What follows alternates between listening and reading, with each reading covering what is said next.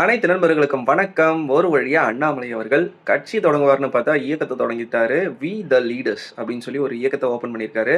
1 ஹவர்ல கிட்டத்தட்ட 1,00,000 பேர் இணைஞ்சுட்டாங்கன்னு சொன்னாங்க. அடுத்து 2 ஹவர்ஸ்ல 2,00,000 கிராஸ் பண்ணிட்டாருன்னாங்க. சரி நான் இப்படிலாம் சொல்றாங்களே உண்மைதானா அப்படின்னு சொல்லிட்டு அவரோட வெப்சைட்ல போய் செக் பண்ணி பார்த்தேன். உண்மையிலேயேங்க 3 ஹவர்ஸ் கிராஸ் ஆயிருக்கு.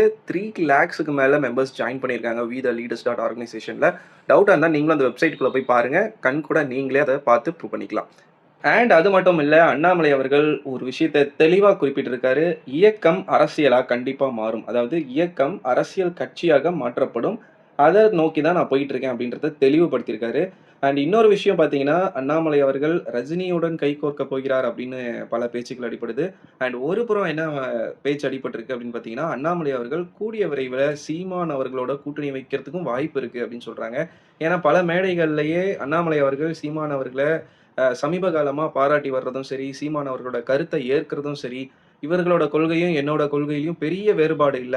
மொத்தத்தில் நானும் சீமான் அண்ணனும் அவர்களும் ஒரே மாரி தான். அரசியல் ரீதியில ஒரே மாரி தான். அப்படின்றத பல மேடைகள்ல அவர் சொல்லியிருக்கிறதையும் பார்த்திருக்கோம். அதன்படி பார்த்தோம்னா, அண்ணாமலை அவர்கள் சீமானோட கூட்டணி வைக்க போறாரா? இல்ல சீமான் அவர்கள் அண்ணாமலையோட கூட்டணி வைக்க போறாரான்றத பொறுத்து இருந்து தான் பார்க்கணும். இன்னும் எத்தன கட்சிகள் அண்ணாமலையுடன் இணைஞ்சு அடுத்த முறை அரசியல் கட்சியாக அடுத்த முறை உருவெடுத்து போட்டியிட போகுது அப்படின்றதையும் பொறுத்திருந்து தான் பார்க்கணும். ஸோ இன்னைக்கு அண்ணாமலை அவர்கள் ஒரு இயக்கத்தின் தலைவர்.